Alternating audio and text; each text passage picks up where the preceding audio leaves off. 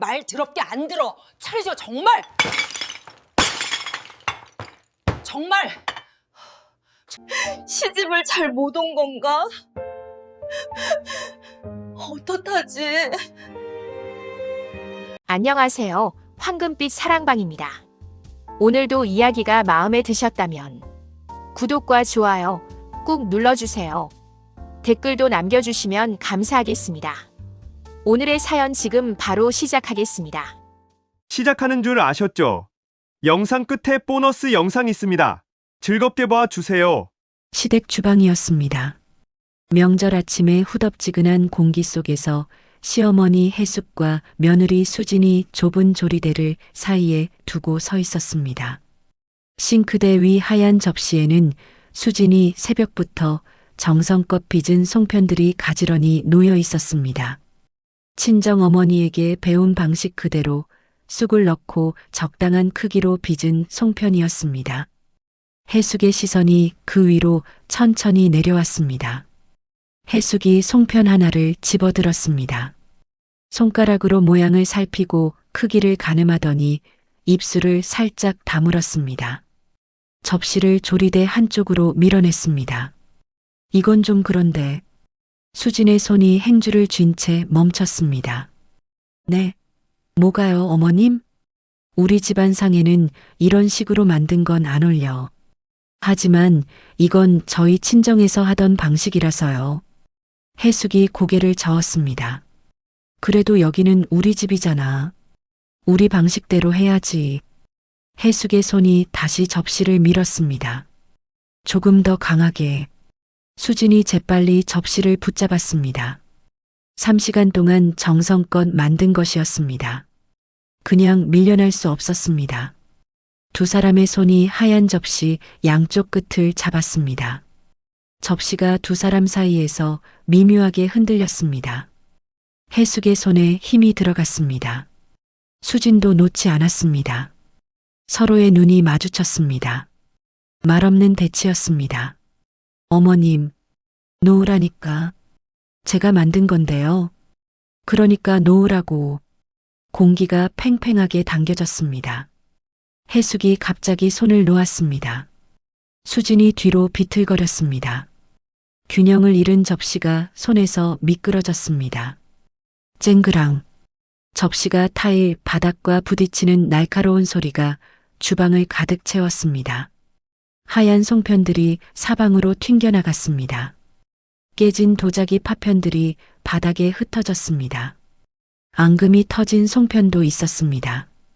혜숙은 흩어진 송편을 내려다보며 차갑게 말했습니다. 그러게 말 좀 들을 것이지. 며느리 수진은 바닥에 쪼그려 앉았습니다. 떨리는 손으로 송편을 하나하나 주었습니다. 깨진 조각에 손가락이 베었지만 아프지 않았습니다. 눈물이 손등 위로 뚝 떨어졌습니다. 혜숙은 앞치마를 가볍게 털며 주방을 나섰습니다. 슬리퍼 소리가 복도를 따라 멀어졌습니다. 복도 끝 거실 입구에서 5살 손주 지호가 서 있었습니다. 작은 손으로 벽을 붙잡은 채 엄마가 바닥에 앉아 깨진 것들을 줍는 모습을 지켜보고 있었습니다. 아이의 눈에도 눈물이 그렁그렁 맺혔습니다. 화면이 천천히 어두워졌습니다.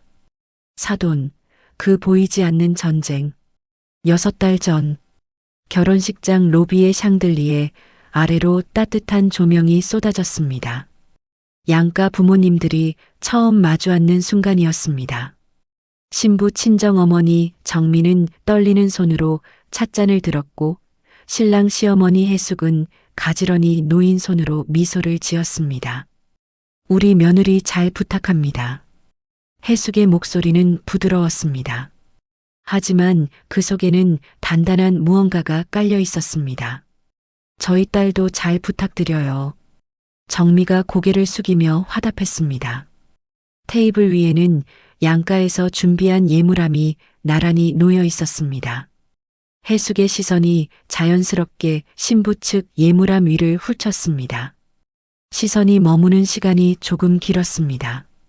입가의 미소는 유지되었지만 눈빛에 미묘한 변화가 스쳤습니다. 정민은 그 시선을 온전히 느꼈습니다. 가슴 한쪽이 서늘해지는 감각이었습니다. 아직 인사도 제대로 나누지 않았는데 벌써 평가가 시작된 듯 했습니다. 요즘 젊은 분들은 실속을 챙기시더라고요. 해숙이 예물함에서 시선을 거두며 말했습니다. 칭찬처럼 들렸지만 정미의 귀에는 달랐습니다. 그 한마디 속에 담긴 무게를 느낄 수 있었습니다.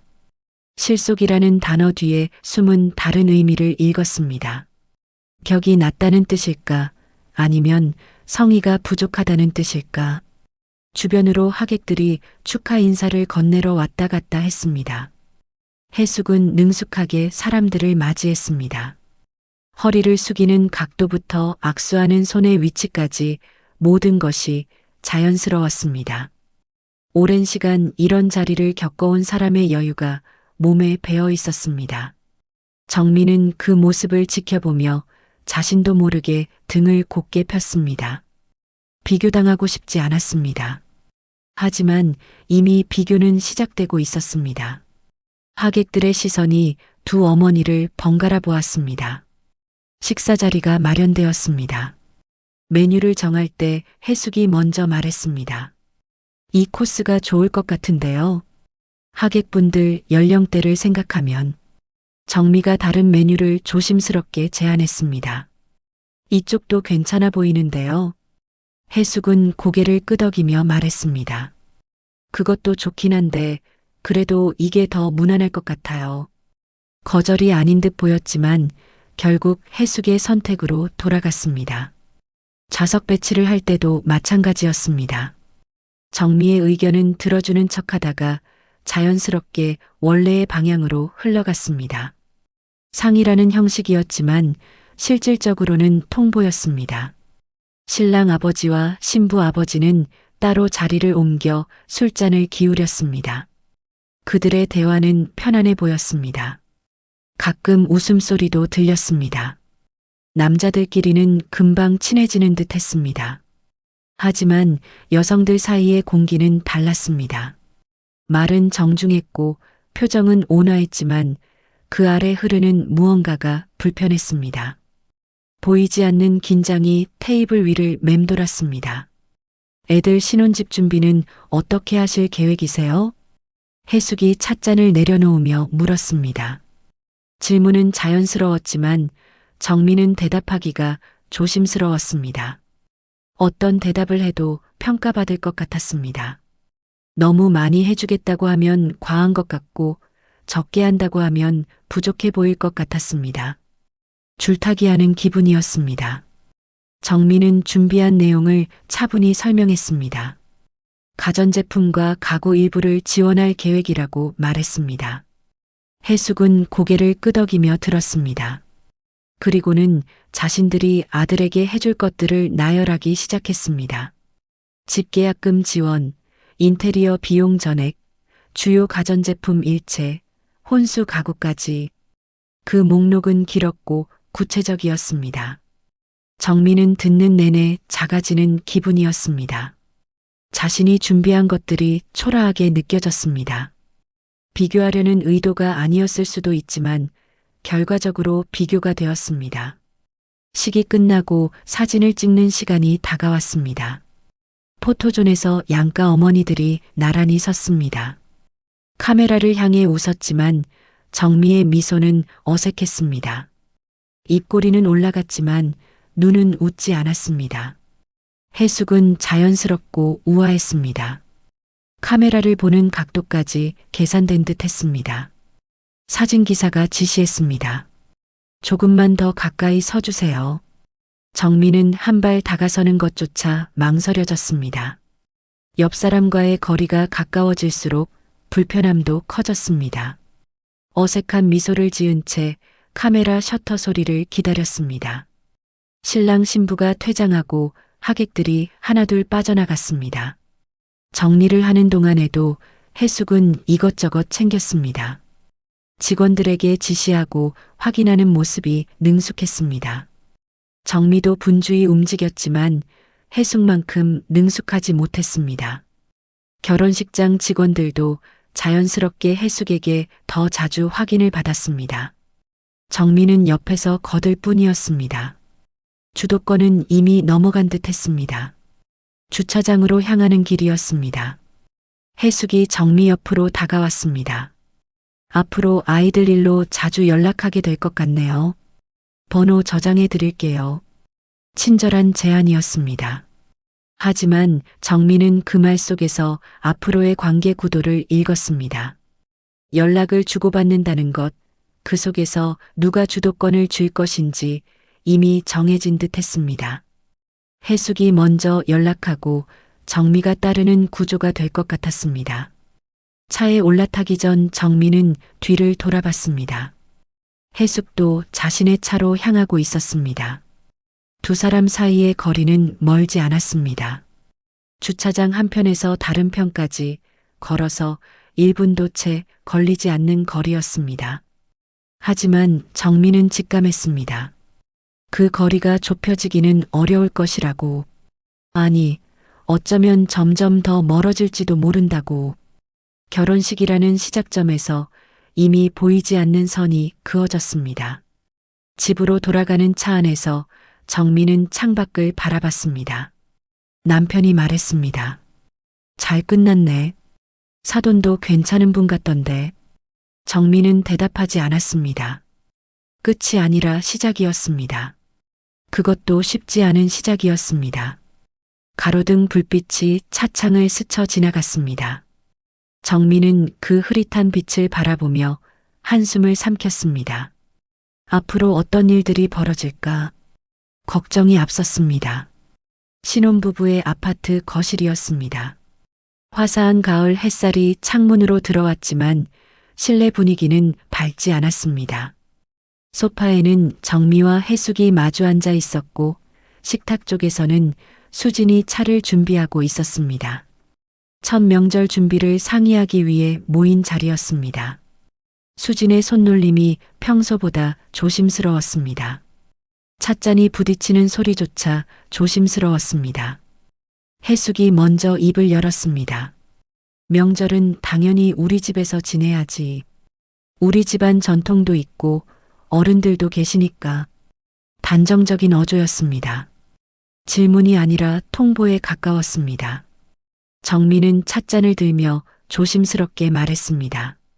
그래도 양쪽 다 가까우면 좋지 않을까요?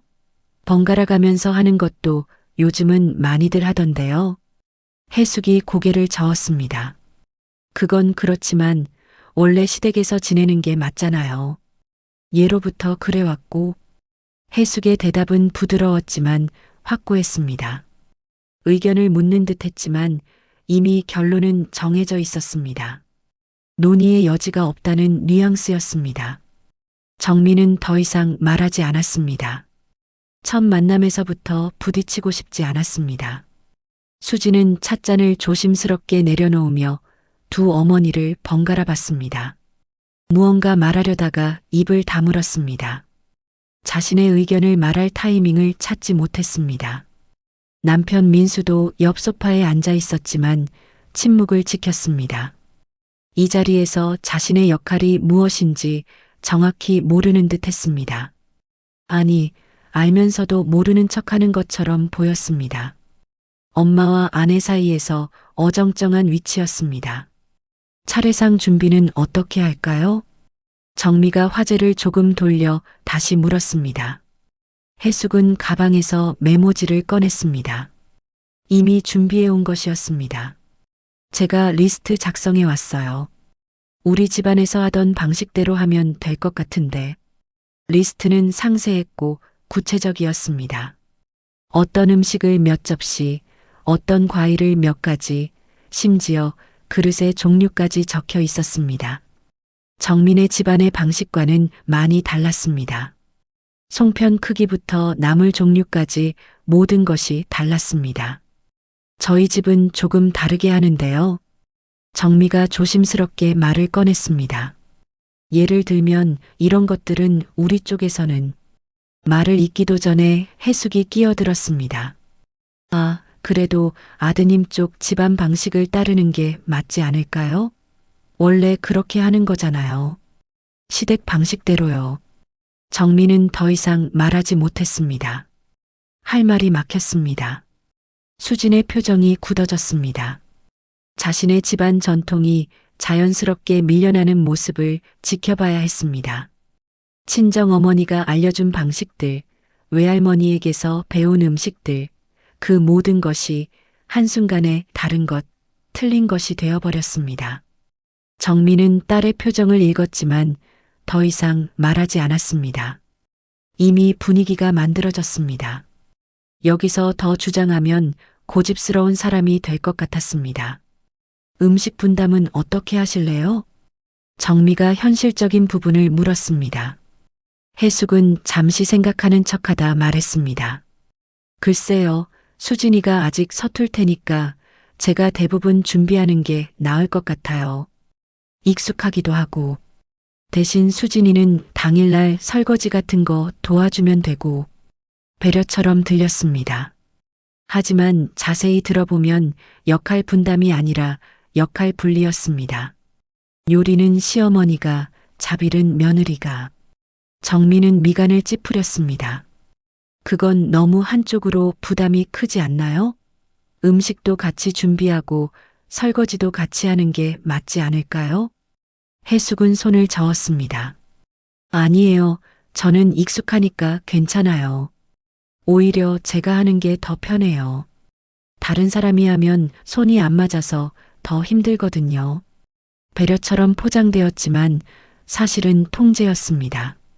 자기 방식대로만 하겠다는 의미였습니다. 정민은 더 이상 반박하지 않았습니다. 시간은 묘하게도 빠르게 지나갔습니다. 대화는 계속되었지만 실질적인 상의는 없었습니다. 해숙이 제안하고 나머지 사람들이 따르는 구조만 반복되었습니다. 정미가 다른 의견을 내도 그것도 좋은데요로 시작해서 하지만을 거쳐 결국 원점으로 돌아왔습니다. 수지는 점점 말수가 줄어들었습니다. 민수는 여전히 침묵했습니다. 휴대폰만 들여다보고 있었습니다.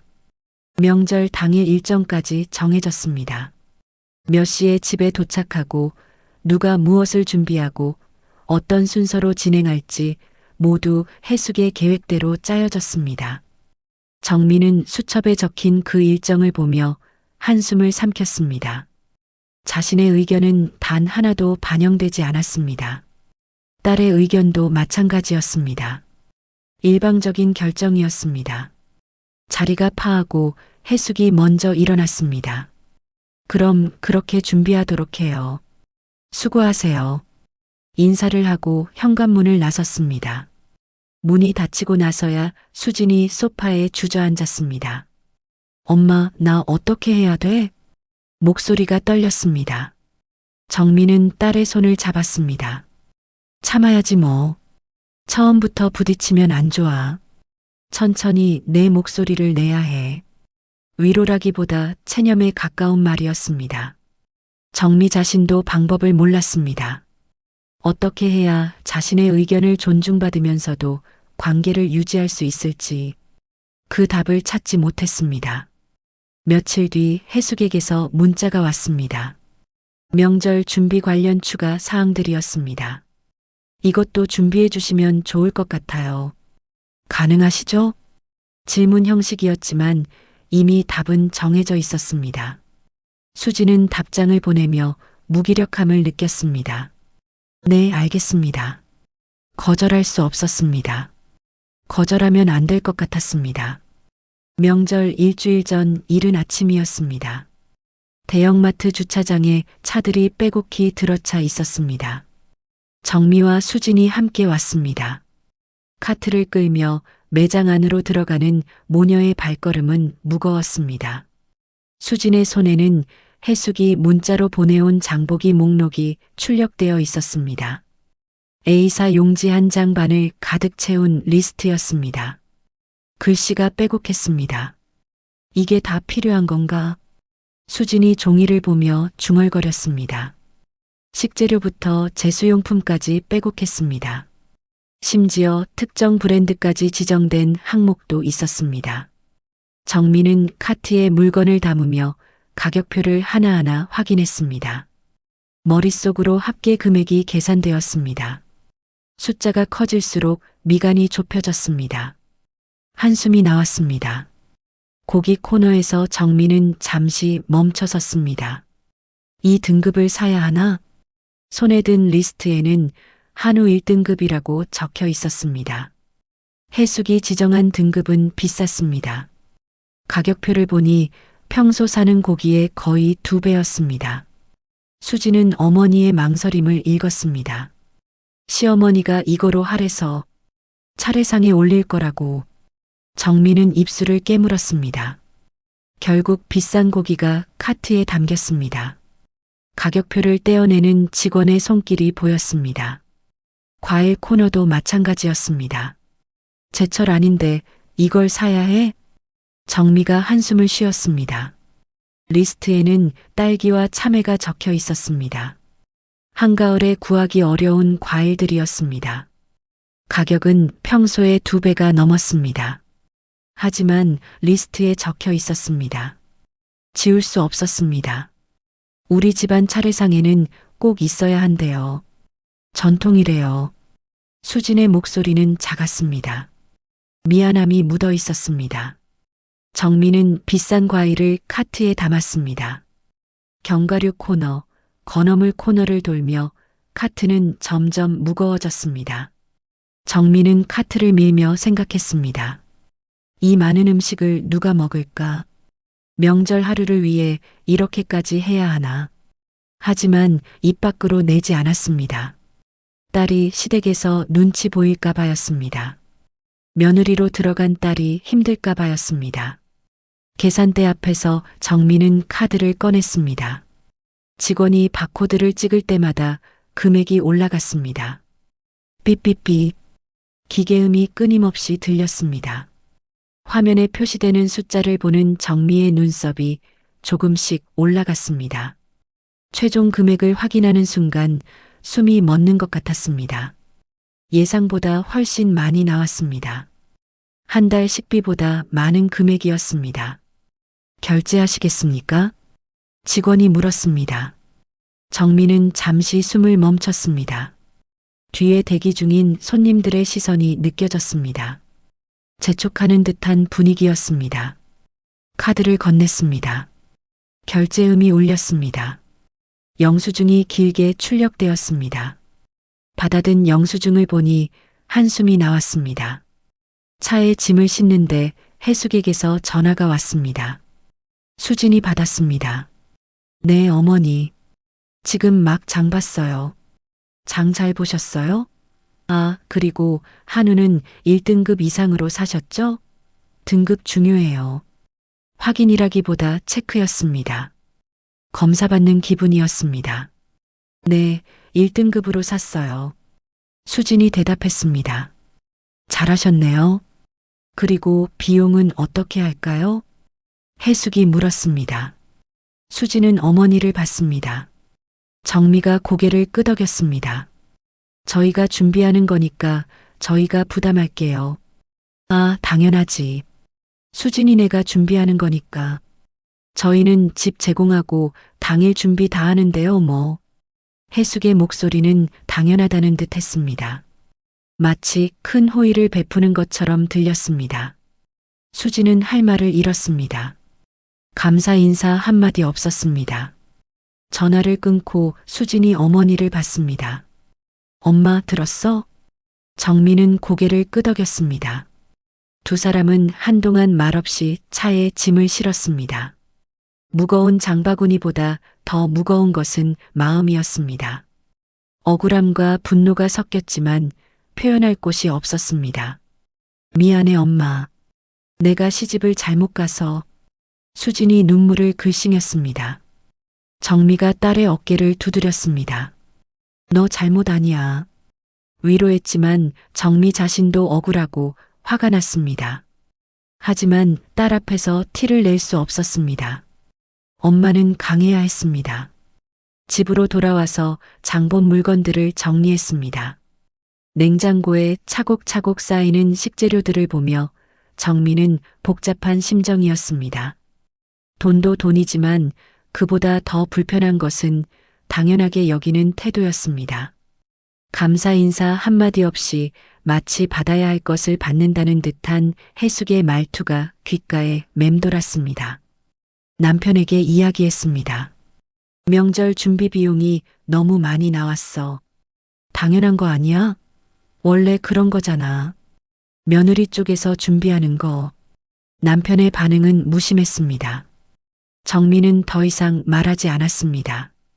이해받지 못하는 기분이 외로움으로 바뀌었습니다. 같은 편이어야 할 남편조차 이해하지 못했습니다. 며칠 뒤 해숙에게서 또 문자가 왔습니다. 이것도 필요할 것 같아요. 준비 가능하시죠? 추가 품목 리스트였습니다. 수지는 문자를 보고 한숨을 쉬었습니다. 정미에게 전화했습니다. 엄마, 또 사야 할 게 생겼어. 정미는 다시 마트로 향했습니다. 이번엔 혼자였습니다. 카트를 끌며 걷는 발걸음이 더 무거웠습니다. 계산대에서 카드를 내밀 때 손이 떨렸습니다. 이게 맞는 건가? 이렇게까지 해야 하나? 의문이 들었지만 답은 없었습니다. 그저 며느리의 어머니로서 해야 할 일을 할 뿐이었습니다. 명절 전날 밤 수진의 집이었습니다. 부엌 식탁 위로 따뜻한 조명이 켜져 있었습니다.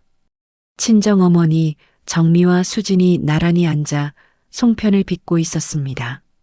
반죽은 정미가 친정어머니에게 배운 방식 그대로 만들었습니다. 쑥을 넣고 정성껏 치대는 과정을 거쳤습니다. 손에 묻지 않도록 물기를 조절하는 것도 외할머니의 비법이었습니다. 이렇게 하는 거야. 너무 크지 않게 적당한 크기로. 정미가 시범을 보였습니다. 손놀림이 능숙했습니다. 수지는 어머니의 손놀림을 따라했습니다. 엄마, 이 정도면 돼? 응, 잘했어. 우리 외할머니가 해주시던 크기야. 모녀는 조용히 송편을 빚었습니다. 시계는 밤 11시를 가리켰습니다. 내일 시어머니가 뭐라고 하실까? 수진이 조심스럽게 물었습니다. 정미는 잠시 손을 멈췄습니다. 괜찮을 거야. 정성껏 만들었는데 뭐. 대답했지만 목소리에 확신은 없었습니다. 두 사람은 새벽까지 송편을 빚었습니다. 하얀 접시 위에 정갈하게 쌓였습니다. 정미는 완성된 송편을 보며 흐뭇해했습니다. 외할머니에게 배우고 자신이 익히고 딸에게 전해준 이 방식이 자랑스러웠습니다. 명절 당일 아침이었습니다. 시댁 대문을 열고 들어서는 수진의 손에는 송편을 담은 용기가 들려 있었습니다. 정성껏 포장했습니다. 현관에서 신발을 벗는데 해숙이 나왔습니다. 어서 와. 준비 많이 했네? 용기를 받아들었습니다. 뚜껑을 열어보는 해숙의 표정이 미묘하게 변했습니다. 눈썹이 살짝 올라갔습니다. 입술이 얇아졌습니다. 거실을 지나 주방으로 향했습니다. 이미 차례상 준비가 한창이었습니다. 해숙이 지시하고 신우이 은정이 거들고 있었습니다. 수진도 앞치마를 두르고 합류했습니다. 정미는 거실에서 상 차리는 것을 도왔습니다. 아니, 그게 아니에요. 해숙이 정미가 놓은 그릇 위치를 바꿨습니다. 생선은 이쪽이에요.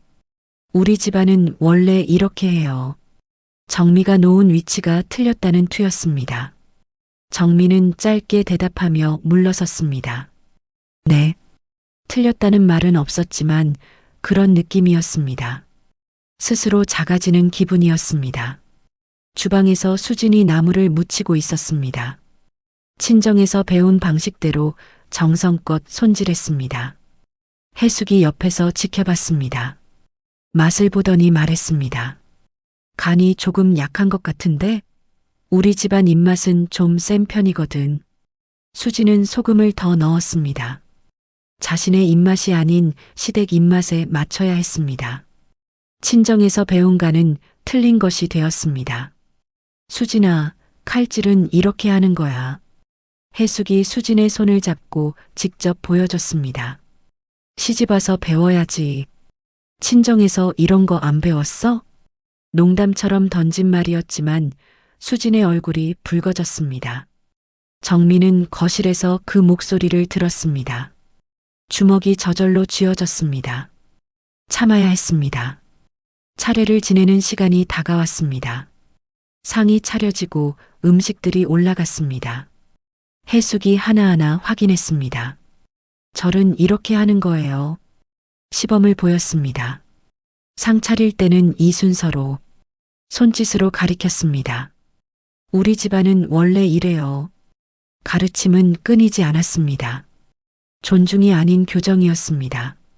수진의 방식은 틀린 것, 고쳐야 할 것이 되었습니다. 수진이 가져온 송편은 식탁 한쪽에 놓였습니다. 차례상에는 오르지 못했습니다. 해숙이 말했습니다. 이건 나중에 먹어. 상에는 제가 만든 걸로 올릴게. 해숙이 자신이 만든 송편을 올렸습니다. 수진의 송편은 구석으로 밀려났습니다. 새벽까지 정성껏 만든 것이었지만 인정받지 못했습니다. 식사 시간이었습니다. 모두 모여 앉았습니다. 시댁 친척들도 함께였습니다. 해숙이 수진을 소개했습니다. 우리 며느리예요. 아직 서툰 게 많지만 차츰 배워갈 거예요. 웃으며 한 말이었지만 수진에게는 평가였습니다. 친척들 앞에서 서툰 며느리로 낙인 찍히는 기분이었습니다. 요즘 며느리들은 편하게 산다며? 시댁 친척 하나가 말을 건넸습니다. 해숙이 웃으며 받았습니다. 그래도 배울 건 배워야지. 우리 때처럼은 아니어도. 정민은 젓가락을 든 채 가만히 있었습니다. 끼어들 자리가 없었습니다. 자신도 어머니인데 자신도 며느리를 키운 사람인데 이 자리에서는 그저 손님일 뿐이었습니다. 딸을 키운 경험도 집안을 꾸린 세월도 인정받지 못했습니다. 식사 중에도 비교가 이어졌습니다. 옆집 며느리는 벌써 김장을 혼자 한대요. 요즘 애들은 요리를 잘 못하더라. 직접적으로 수진을 지목하지는 않았지만 화살은 분명했습니다. 수진은 고개를 숙이고 밥만 먹었습니다. 목이 메었습니다. 설거지 시간이었습니다. 산더미 같은 그릇들이 싱크대에 쌓였습니다. 수진과 정미가 주방에 남았습니다. 시누이 은정은 아이를 돌본다며 거실로 갔습니다. 해숙은 손님 접대를 한다며 밖으로 나갔습니다. 설거지는 오롯이 수진과 정미의 몫이었습니다. 쌓인 그릇들을 보며 수진의 눈에 눈물이 맺혔습니다. 괜찮아. 정미가 딸의 어깨를 두드렸지만 위로가 되지 않았습니다. 두 사람은 묵묵히 설거지를 했습니다. 뜨거운 물에 손이 빨개졌습니다.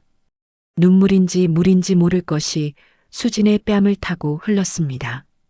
정미도 눈가가 뜨거워졌습니다. 저녁이 되어 집으로 돌아가는 길이었습니다. 차 안은 조용했습니다. 민수가 말했습니다. 고생했어.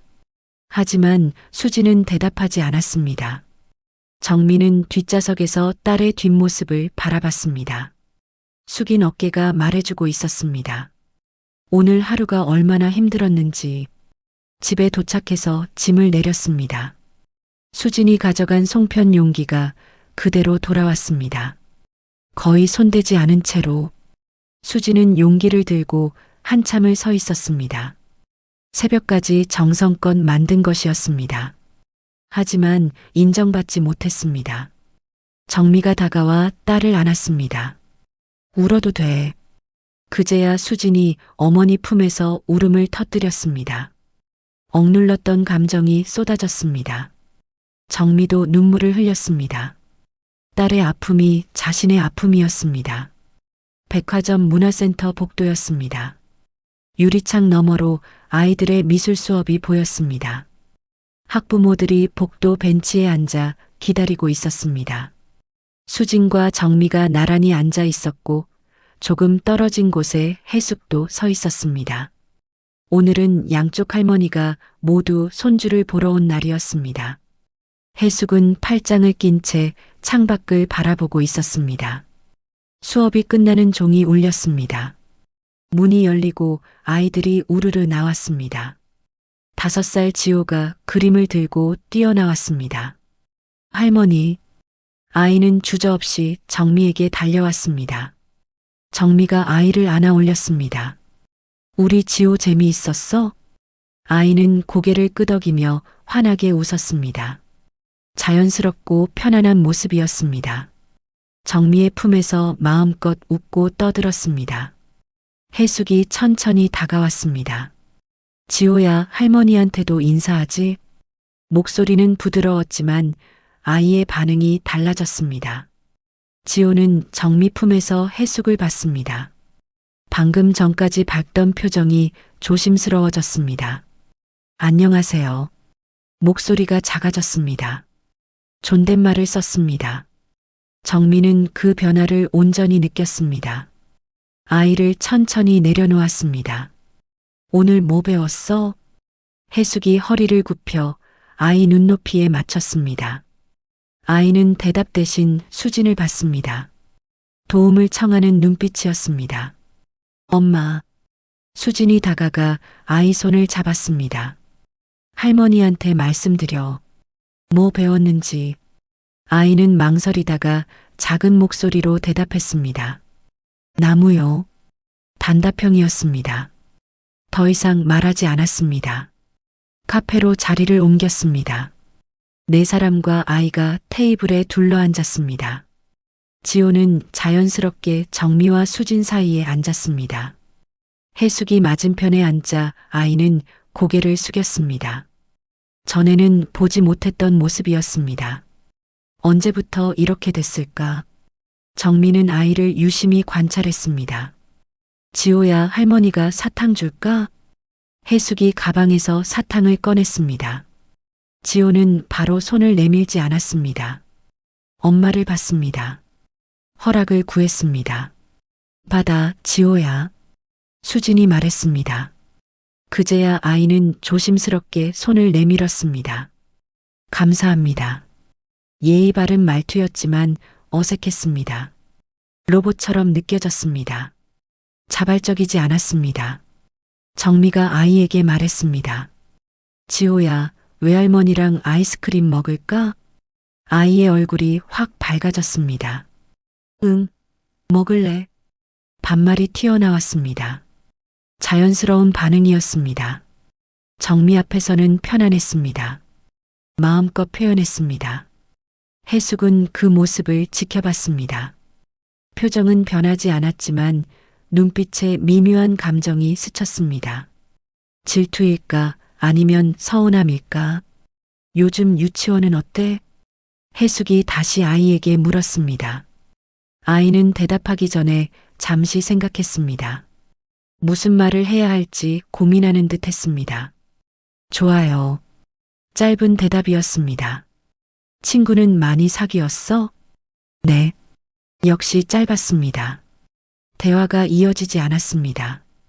해숙이 더 물어도 아이는 단답형으로만 대답했습니다. 정미가 같은 질문을 했습니다. 지호야, 유치원에서 누구랑 제일 친해? 아이는 신이 나서 대답했습니다. 민준이랑 서연이. 오늘 같이 놀았어. 말이 줄줄 나왔습니다. 뭐하고 놀았는데? 블록 쌓기. 엄청 높이 쌓았어. 손짓까지 섞어가며 설명했습니다. 같은 아이가 맞나 싶을 정도로 달랐습니다. 해숙 앞에서는 움츠러들고 정미 앞에서는 활짝 피어났습니다. 그 차이가 너무 분명했습니다. 정미는 마음이 아팠습니다. 언제부터였을까? 아이가 할머니를 구분하기 시작한 게, 어떤 할머니 앞에서는 어떻게 행동해야 하는지 배운 게, 5살밖에 안 된 아이가 눈치를 보고 있었습니다. 아이스크림을 먹는 시간이었습니다. 지호는 정미 옆에 바짝 붙어 앉았습니다. 해숙이 말했습니다. 이리 와서 같이 먹자. 하지만 아이는 움직이지 않았습니다. 여기가 좋아요. 거절도 조심스러웠습니다. 해숙은 웃으며 말했습니다. 그래, 그럼 거기서 먹어. 하지만 표정이 굳어 있었습니다. 카페를 나서며 해숙이 말했습니다. 지호 교육 잘 시키시네요. 예의가 바르네. 칭찬이었습니다. 하지만 정민은 기뻐할 수 없었습니다. 그 예의가 자연스러운 게 아니라 학습된 것임을 알았기 때문입니다. 5살 아이가 어른 눈치를 보고 있었습니다. 그게 슬펐습니다. 주차장으로 걸어가며 수진이 속삭였습니다. 엄마, 나도 봤어. 지호가 달라지는 거. 응, 나도. 정미가 대답했습니다. 어쩌면 좋아? 모르겠어. 아이가 벌써 말을 잇지 못했습니다. 집으로 돌아가는 차 안에서 정미는 지호에게 물었습니다. 지호야, 할머니 두 분 다 좋지? 아이는 고개를 끄덕였습니다. 응. 하지만 확신 없는 대답이었습니다. 정미는 더 이상 묻지 않았습니다. 아이에게 선택을 강요하고 싶지 않았습니다. 일요일 오후 시댁 거실이었습니다. 온 가족이 모였습니다. 손주 지호와 사촌 동생 미나가 거실 바닥에서 레고를 가지고 놀고 있었습니다. 어른들은 소파에 둘러앉아 차를 마셨습니다. 해숙과 신우이 은정, 그리고 수진과 민수가 함께였습니다. 창밖으로 가을 햇살이 따스하게 들어왔지만 실내 분위기는 미묘했습니다. 미나야, 이리 와봐. 해숙이 손녀를 불렀습니다. 미나가 레고를 내려놓고 달려왔습니다. 우리 공주 오늘 유치원에서 상 받았지? 해숙의 목소리는 자랑스러움으로 가득했습니다. 아이를 무릎에 앉히며 뺨을 쓰다듬었습니다. 그림 대회에서 금상이래요. 은정이 옆에서 덧붙였습니다. 목소리에도 자부심이 묻어났습니다. 와, 대단하네. 축하해, 미나야. 수진이 진심으로 축하했습니다.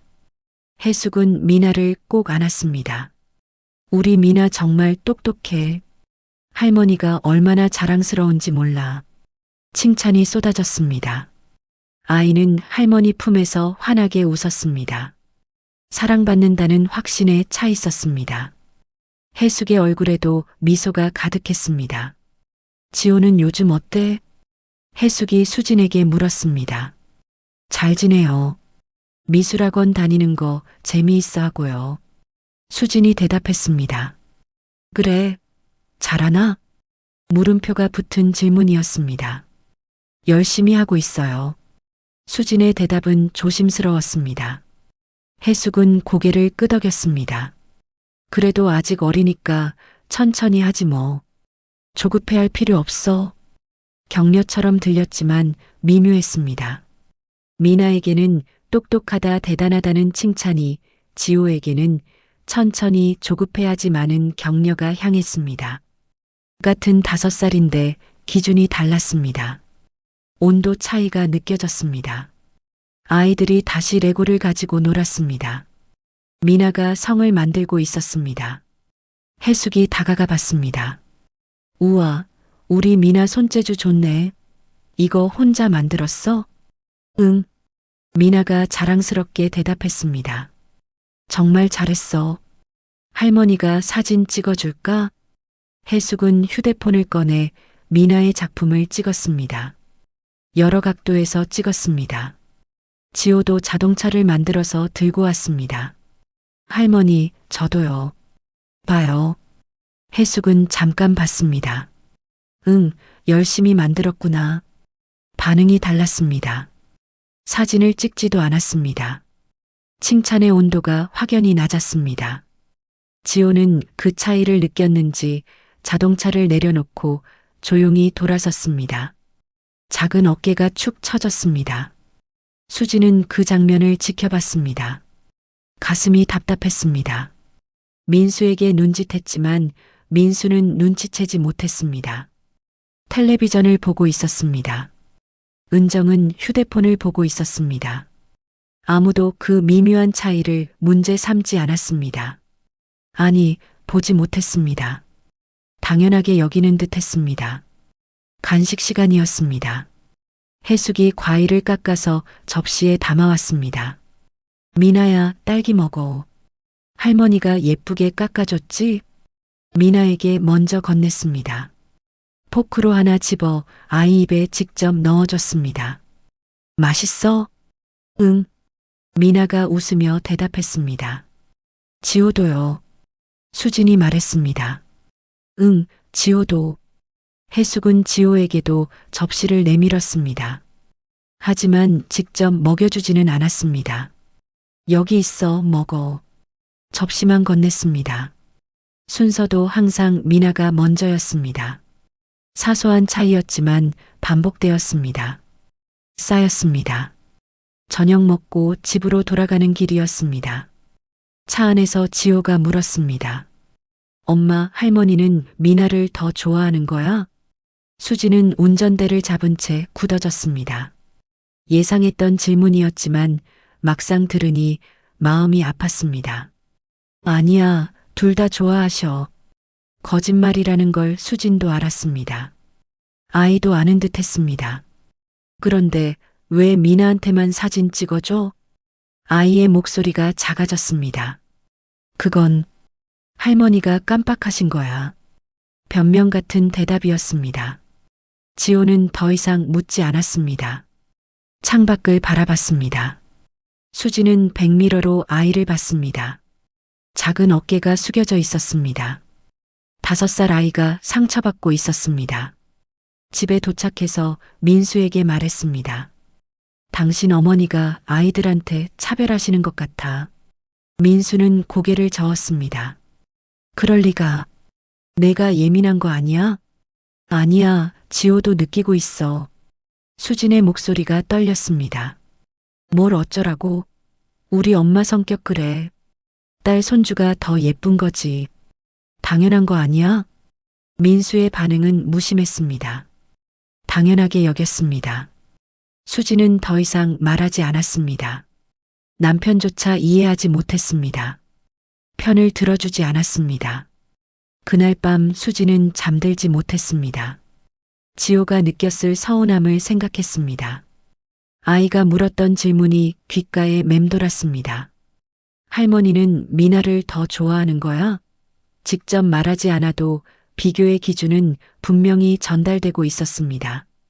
그리고 아이는 그것을 온몸으로 받아들이고 있었습니다. 어린이집 졸업식 날이었습니다. 작은 강당에 학부모들이 빼곡히 들어차 있었습니다. 수진과 민수, 정미와 해숙이 나란히 앉았습니다. 무대 위에서 지호가 친구들과 함께 서 있었습니다. 아이들은 연습한 노래를 불렀습니다. 반짝반짝 작은 별 멜로디가 강당을 채웠습니다. 부모들은 휴대폰을 들어 영상을 찍으며 박수를 쳤습니다. 정미는 손주를 보며 미소 지었습니다. 지호가 열심히 노래하는 모습이 사랑스러웠습니다. 수진도 눈가가 촉촉해졌습니다. 아이가 이렇게 컸구나. 해숙도 박수를 쳤지만 표정은 담담했습니다. 미나 졸업식 때와는 다른 온도였습니다. 그때는 연신 사진을 찍고 영상을 남겼는데 오늘은 몇 장 찍지 않았습니다. 식이 끝나고 기념사진을 찍는 시간이었습니다. 할머니들도 같이 찍으세요. 선생님이 권했습니다. 정미와 해숙이 지호 양옆에 섰습니다. 카메라를 향해 웃었습니다. 사진 속에서는 화목한 가족처럼 보였습니다. 하지만 실제로는 달랐습니다. 정미는 지호를 꼭 안았고 해숙은 손만 어깨에 올렸습니다. 교실로 이동했습니다. 벽면에 아이들 작품이 전시되어 있었습니다. 수진이 지호의 작품을 찾았습니다. 엄마, 이거 봐. 내가 그린 가족. 지호가 자랑스럽게 가리켰습니다. 크레파스로 그린 그림이었습니다. 엄마, 아빠, 그리고 자기 자신. 해맑은 미소로 손을 잡고 있었습니다. 우와, 멋진데? 진짜 잘 그렸다. 수진이 진심으로 칭찬했습니다. 정미도 다가왔습니다. 우리 지호 천재 아니야? 이거 외할머니 줄래? 지호는 고개를 끄덕였습니다. 응, 가져가. 정민은 작품을 조심스럽게 떼어냈습니다. 진심으로 기뻐했습니다. 고마워, 우리 지호. 외할머니 집에 예쁘게 걸어놓을게. 해숙은 조금 떨어진 곳에서 다른 전시물을 보고 있었습니다. 수진이 불렀습니다. 어머님, 지호 작품이에요. 한번 보세요. 해숙이 다가왔습니다. 잠깐 봤습니다. 그래, 잘했네. 짧은 반응이었습니다. 정미의 반응과는 온도가 완전히 달랐습니다. 관심의 깊이가 달랐습니다. 미나 작품은 한참을 들여다보고 칭찬했는데 지호 작품은 스쳐 지나갔습니다. 다과회가 열렸습니다. 학부모들이 모여 담소를 나눴습니다. 과자와 주스가 준비되어 있었습니다. 한 엄마가 다가와 말했습니다. 지호 할머니 두 분 다 오셨네요? 좋겠다. 우리는 할머니가 멀리 계셔서. 수진이 웃으며 대답했습니다. 네, 감사하죠. 해숙은 다른 학부모들과 이야기하고 있었습니다. 손주가 몇이세요? 둘이요. 손녀 하나, 손자 하나. 아드님 아이가 지호예요? 네, 그렇습니다. 대화는 자연스러웠지만 해숙의 시선은 지호에게 자주 머물지 않았습니다. 다른 아이들 작품을 더 오래 봤습니다. 관심이 분산되어 있었습니다. 정민은 지호 옆에 쪼그리고 앉아 있었습니다. 아이에게 주스를 따라주고 과자를 건넸습니다. 외할머니, 같이 먹어. 지호가 과자를 반으로 쪼개 나눠줬습니다.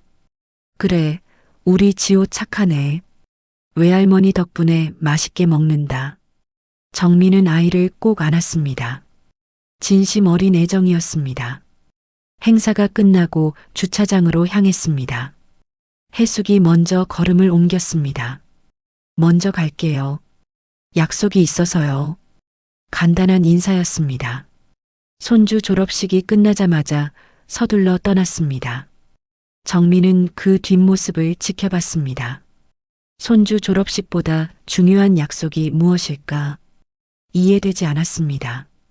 미나 졸업식 때는 하루 종일 함께했다고 들었습니다. 지호야, 외할머니랑 맛있는 거 먹으러 갈까? 지호 졸업 축하한다고. 정미가 아이 손을 잡으며 물었습니다. 지호는 신이 나서 고개를 끄덕였습니다. 응, 치킨 먹고 싶어? 그래, 치킨 먹자. 우리 지호 오늘 주인공이니까. 레스토랑에서 식사하는 동안 지호는 쉬지 않고 떠들었습니다. 유치원에서 있었던 일, 친구들 이야기, 선생님이 해준 말, 모든 걸 쏟아냈습니다. 정미와 수지는 웃으며 들어줬습니다. 편안한 시간이었습니다. 눈치 볼 필요가 없었습니다. 집으로 돌아가는 길에 정미는 생각했습니다. 의도가 없다고 해도 차이는 분명했습니다. 관심의 온도가 달랐습니다. 반응의 깊이가 달랐습니다. 미나 졸업식 때는 하루 종일 함께했지만 지호 졸업식은 필수 일정만 참석하고 떠났습니다. 그리고 그 간극은 점점 벌어지고 있었습니다. 아이도 느끼고 있었습니다. 할머니는 왜 빨리 가? 지호가 물었습니다. 할머니 바쁘셔. 수진이 대답했지만 아이는 수긍하지 않는 표정이었습니다. 의도가 없다는 말로는 설명되지 않는 간극이었습니다. 추석 전날이었습니다. 시댁 부엌에서 명절 준비가 한창이었습니다. 수지는 아침 일찍 도착해 해숙을 도왔습니다. 조리대 위에는 식재료들이 가득 쌓여 있었습니다. 해숙이 상차림 방식을 설명했습니다. 송편은 이렇게 놓고 나물은 이 그릇에 담아야 해. 우리 집안은 대대로 이렇게 해왔어. 수지는 말없이 고개를 끄덕였습니다. 우리 집안 방식이 있어. 해숙의 말이 계속되었습니다. 수진이 다른 방식을 제안하려고 하면 그건 좀 이상한데라는 반응이 돌아왔습니다. 친정에서 배운 방식은 자연스럽게 틀린 것이 되었습니다. 수지는 입을 다물었습니다. 말해봤자 소용없었습니다. 송편 빚는 것도 모양이 정해져 있어. 해숙이 수진의 손을 받습니다. 너무 크게 빚으면 안 돼. 이만큼이 적당해. 시범을 보였습니다. 수진은 해숙이 보여준 대로 다시 빚었습니다. 그래도 좀 큰 것 같은데. 다시 해봐. 해숙의 지적이 이어졌습니다. 수진은 다시 반죽을 떼어냈습니다. 손이 떨렸습니다. 정미가 음식을 들고 왔습니다. 이거 가져왔어요. 저희 집안에서 명절 때마다 하던 떡이에요. 친정 어머니에게 배운 레시피로 정성껏 만든 것이었습니다. 해숙은 뚜껑을 열어봤습니다. 아, 고마운데 우리는 이런 건 차례상에 안 올려. 우리 집안 방식이 따로 있거든. 전통을 지켜야지. 정미의 손에 든 떡은 냉장고 한 구석에 놓였습니다. 눈에 띄지 않는 곳으로. 정미는 아무 말도 하지 않았습니다. 명절 음식은 정성이 중요하지. 하지만 방식도 중요해. 해숙이 말을 이었습니다. 우리 집안은 대대로 이렇게 해왔어. 전통을 지키는 게 중요하다고 봐.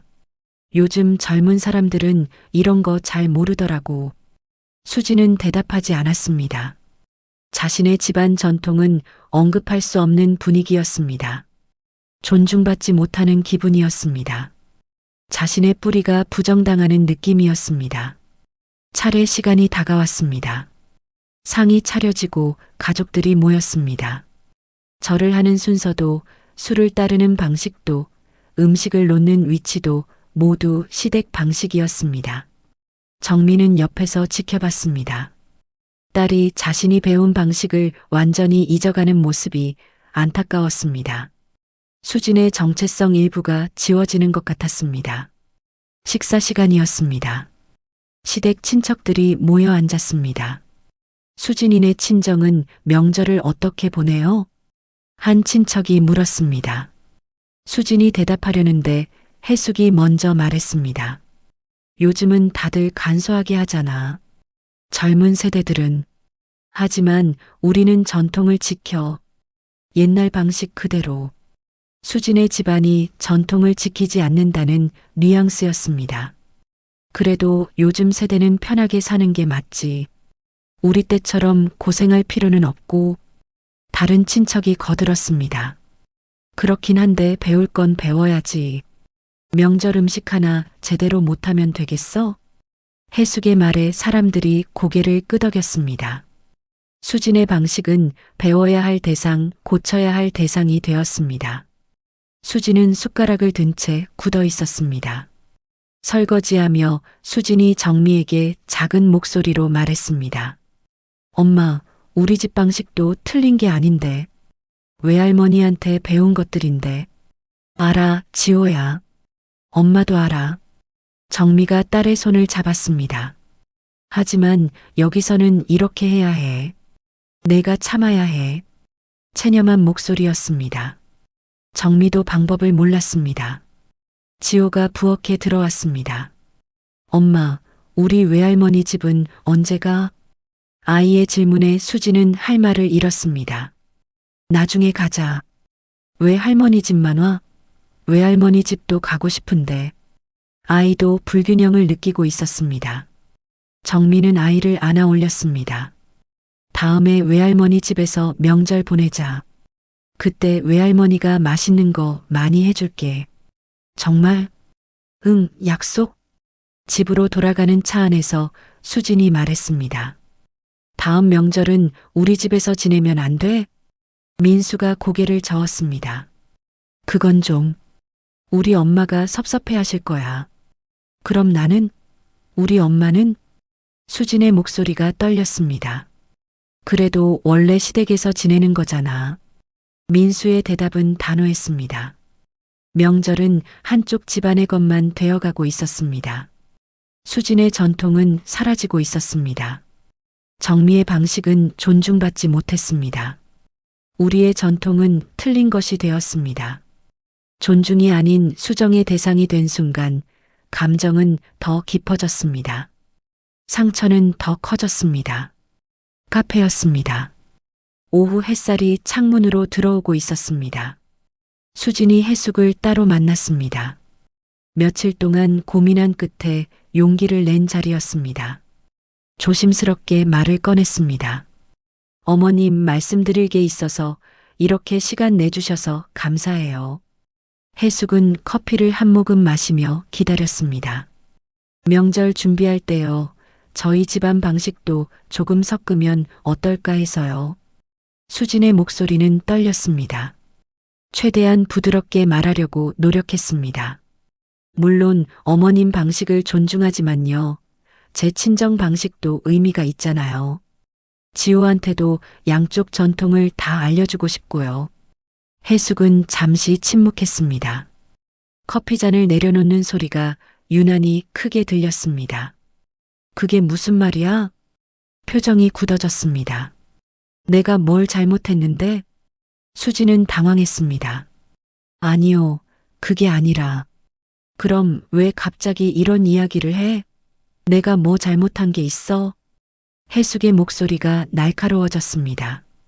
그런 게 아니라요, 어머님. 수진이 손을 저었습니다. 지호도 외가 쪽 문화를 알았으면 해서요. 양쪽 집안 방식을 다 배우면 더 좋을 것 같아서요. 해숙은 고개를 저었습니다. 그건 아이만 헷갈려. 이것도 해야 하고 저것도 해야 하면 뭐가 맞는지 모르잖아. 한 가지 방식으로 통일하는 게 맞아. 그리고 솔직히 말씀드리면요. 수진이 더 깊은 이야기를 꺼냈습니다. 저도 가끔 섭섭할 때가 있어서요. 지호한테 미나랑 다르게 대하시는 것 같아서요. 아이도 느끼는 것 같아요. 해숙의 눈빛이 날카로워졌습니다. 공기가 차갑게 식었습니다. 그건 오해야. 해숙의 목소리가 차가워졌습니다. 내가 손주들 차별한다는 거야? 둘 다 똑같이 아끼는데. 어떻게 그런 말을 할 수 있어? 그게 아니라요. 아니, 정말 내가 그렇게 보였어? 차별했어? 해숙이 목소리를 높였습니다. 어머님도 사람이시니까 딸 손주가 더 예쁘실 수 있죠. 수진이 이해하려고 애썼습니다. 그건 당연해요. 하지만 지호가 느낄까봐 걱정이에요. 아이가 상처받을까봐요. 지호가 뭘 느껴? 애가 벌써 그런 걸 알아? 해숙이 수진의 말을 끊었습니다. 내 입장도 좀 생각해봐. 해숙이 목소리를 높였습니다. 얼마나 신경 써서 챙기는데. 명절 준비도 다 하고 집도 제공하고. 그런데 이런 식으로 말계속 1528하면 나는 어떻게? 내가 악역이야? 수지는 할 말을 잃었습니다. 자신이 잘못한 것처럼 느껴졌습니다. 다 수진이 생각이 잘못된 거야. 해숙이 단호하게 정리했습니다. 너무 예민하게 받아들이지 마. 내가 언제 차별했어? 구체적으로 말해봐. 수지는 대답하지 못했습니다. 구체적인 사례를 들자니 사소해 보였습니다. 하지만 그 사소함이 쌓여서 아픔이 된 것이었습니다. 사과는 없었습니다. 오히려 수진이 오해했다는 결론만 남았습니다. 앞으로는 이런 오해하지 마. 나도 기분 나빠. 해숙이 가방을 들었습니다. 먼저 갈게. 자리에서 일어났습니다. 카페를 나서며 수지는 후회했습니다. 말하지 말걸. 더 불편해졌습니다. 관계는 나아지지 않았고 오히려 긴장만 높아졌습니다. 이제 더 말하기 어려워졌습니다. 벽이 더 높아진 기분이었습니다. 집에 돌아와 정미에게 전화했습니다. 엄마, 나 잘못한 거야? 말을 하지 말았어야 했나? 목소리가 떨렸습니다. 아니야, 지호야. 정미가 위로했습니다. 너 잘못 없어. 내 마음 전하려고 한 건데. 그런데 왜 이렇게 힘들어? 그건 상대가 들을 준비가 안 되어 있었던 거야. 용기 내서 말했지만 달라진 건 없었습니다. 아니, 더 나빠진 것 같았습니다. 해숙은 자신이 잘못한 게 없다고 믿었습니다. 수진이 예민하다고 생각했습니다. 조심스럽게 전한 마음은 오해라는 말로 정리되었습니다. 사과 없는 설명만 있었습니다. 그날 밤 수지는 잠들지 못했습니다. 카페에서 나눈 대화가 머릿속을 맴돌았습니다. 자신이 잘못 생각한 걸까? 너무 예민한 걸까? 하지만 지호의 표정이 떠올랐습니다. 아이가 물었던 질문들이 들렸습니다. 아니었습니다. 예민한 게 아니었습니다. 하지만 이제 더 이상 말할 수 없었습니다. 한번 오해로 치부되었기 때문입니다. 다시 말하면 또 그 이야기냐는 반응이 돌아올 게 뻔했습니다. 문이 닫혔습니다. 소통의 통로가 막혔습니다. 수진의 집 거실이었습니다. 봄 햇살이 창문으로 들어오고 있었습니다. 정미가 찾아왔습니다. 모녀가 소파에 나란히 앉아 차를 마시고 있었습니다. 지호는 방에서 레고를 가지고 놀고 있었습니다. 정미가 먼저 입을 열었습니다. 이제 어떻게 할 거야? 모르겠어, 엄마. 수진이 한숨을 쉬었습니다. 바꿀 수 있을 것 같지 않아. 어떻게 말해도 소용없는 것 같아. 정미는 딸의 손을 잡았습니다. 그럼 바꾸려고 하지 마. 그럼 어떻게 해요? 거리를 두는 거야. 거리를 둔다는 게 무슨 뜻이에요? 수진이 물었습니다. 정미가 차분히 설명했습니다. 필요한 만큼만 만나고 필요한 만큼만 이야기하는 거지. 기대를 낮추고 상처받지 않게 스스로를 지키는 거야. 친해지려고 애쓰지 말고 적당한 선을 유지하는 거야. 그게 정말 가능해요? 수진이 의문을 표했습니다. 가능해. 엄마도 그렇게 했어. 정미는 자신의 경험을 떠올렸습니다. 시댁이랑 친해지려고 엄청 애썼어. 근데 안 되더라. 벽이 있었어. 그래서 적당한 선을 그었어. 그게 나를 지키는 방법이었어. 명절도 번갈아 가면 어때? 정미가 구체적인 제안을 했습니다. 한 번은 시댁, 한 번은 우리 집. 그게 공평하잖아. 지호한테도 양쪽 할머니 집을 다 보여줘야지.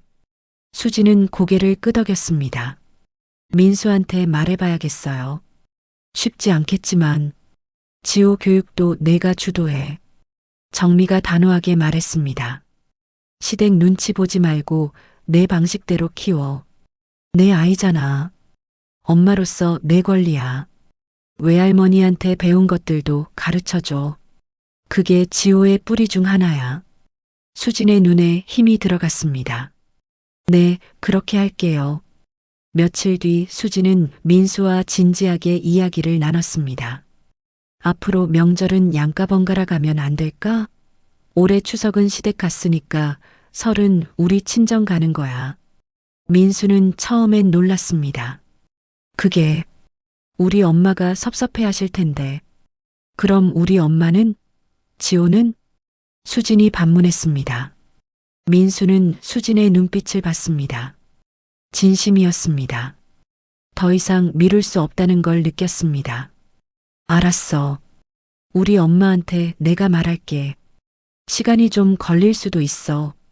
괜찮아. 기다릴게. 수진이 남편의 손을 잡았습니다. 해숙에게서 전화가 왔습니다. 민수가 이야기했다고 했습니다. 왜 갑자기 이래? 명절은 원래 시댁에서 보내는 거잖아. 해숙의 목소리는 불편했습니다. 둘 다 공평하게 하려고요, 어머님. 지호도 외가 쪽 명절을 경험해야 하고요. 수진이 침착하게 대답했습니다. 그렇게까지 해야 해? 내가 뭘 잘못했기에. 해숙의 목소리가 높아졌습니다. 어머님 잘못이 아니에요. 그냥 공평하게 하려는 거예요. 공평하게? 그럼 지금까지는 불공평했다는 거야? 그런 뜻이 아니라. 알겠어. 그렇게 해. 전화가 끊어졌습니다. 불편한 침묵이 흘렀습니다. 하지만 수지는 후회하지 않았습니다. 이제는 자신을 지켜야 했습니다. 관계를 바꾸려는 시도는 실패했지만 관계의 거리는 조정할 수 있었습니다. 사돈이라는 이름 아래서 자신을 잃지 않기로 했습니다. 정미가 다시 찾아왔습니다. 어때? 말했어? 네, 엄마. 했어요. 수진이 씩씩하게 웃었습니다. 이제 좀 숨통이 트이는 것 같아요. 무거운 짐을 내려놓은 기분이에요. 정미도 웃었습니다. 잘했어. 진짜 잘했어. 지호가 방에서 뛰어나왔습니다. 엄마, 외할머니. 아이는 두 사람 사이에 쏙 들어와 앉았습니다. 편안한 미소를 지었습니다. 우리 지호 뭐하고 놀았어? 정미가 물었습니다. 레고로 집 만들었어요. 보여줄까요? 그럼 보여줘. 창밖을 보며 수지는 생각했습니다. 관계는 완벽하지 않아도 괜찮다고, 모두와 친할 수는 없다고, 중요한 건 그 안에서 나를 지키는 것이라고, 사도는 가족이지만 동시에 타인이기도 하다는 걸 받아들이기로 했습니다. 정미도 같은 생각이었습니다. 며느리를 지키고 손주를 지키는 것, 그것이 자신의 역할이었습니다. 해숙과의 관계는 편하지 않겠지만 그래도 괜찮았습니다. 거리를 두고도 존중할 수 있었습니다. 가깝지 않아도 예의는 지킬 수 있었습니다. 두 모녀는 차를 마시며 미소 지었습니다. 앞으로도 쉽지 않을 것입니다. 명절 때마다 미묘한 긴장이 흐를 것입니다. 하지만 이제는 방법을 알았습니다. 스스로를 지키며 관계를 유지하는 법을, 기대하지 않으면 실망하지 않는다는 것을, 그것으로 충분했습니다. 지호가 레고 집을 가져왔습니다. 봐요. 여기가 우리 집이고 여기가 외할머니 집이에요. 아이는 두 집을 나란히 세웠습니다. 수진과 정미는 그 모습을 보며 웃었습니다. 아이에게는 두 집이 다 필요했습니다. 두 할머니가 다 필요했습니다. 지호야, 다음 명절에는 외할머니 집에서 보낼 거야. 수진이 말했습니다. 정말요? 외할머니 집에서 떡도 만들어요? 응, 만들자. 외할머니랑 엄마가 가르쳐 줄게. 아이의 얼굴이 환해졌습니다. 거리를 조정하고 기대를 낮추고 스스로를 지키기로 한 결정. 그것이 수진과 정미가 찾은 답이었습니다. 완벽하지 않지만 현실적인 답이었습니다. 사돈이라는 관계 속에서 자신을 잃지 않는 방법이었습니다. 해가 저물어 갔습니다. 정미는 집으로 돌아갈 준비를 했습니다. 엄마, 오늘 고마워요. 수진이 어머니를 안았습니다. 뭐가? 엄마는 항상 내 편이야. 정미가 딸의 등을 토닥였습니다. 힘들면 언제든 말해. 알았지? 현관문이 닫혔습니다. 수지는 거실로 돌아와 창밖을 바라봤습니다.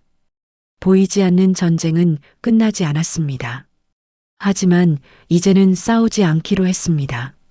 거리를 두고 지켜보기로 했습니다. 그것이 자신과 아이를 지키는 길이었습니다. 감사합니다. 다음은 보너스 영상입니다. 즐거운 시간 되세요. 당장 안 나. 이게 얼마짜리인데? 저도 더는 못 참아요. 비키세요. 여기 봐요. 당신이 누워. 어머님, 먼저 놓으세요.